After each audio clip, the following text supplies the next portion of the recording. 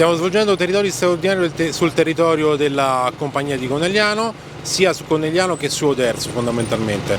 La motivazione di questa sera è la prevenzione, in particolare sulla sicurezza stradale, che fa il paio con le attività di prevenzione che svolgiamo sulle scuole durante la normale attività di collaborazione con gli istituti scolastici. Ecco, quanti uomini sono impegnati? Sono impiegati circa una trentina di militari con 15 auto e la stazione mobile dei Carabinieri. In supporto l'Eli Nucleo di Belluno che ci ha dato la possibilità di fare un coordinato ad ampio spettro. Maggiore, questo è il primo, ne farete altri?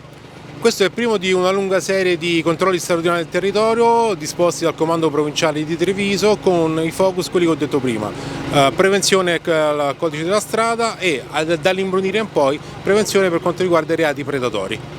Un appello a chi si mette alla guida. Ovviamente, mi raccomando, noi stiamo qui proprio per far sì che gli utenti della strada siano rispettosi, non solo gli utenti automobilisti ma anche gli utenti che utilizzano le biciclette e anche i pedoni ovviamente.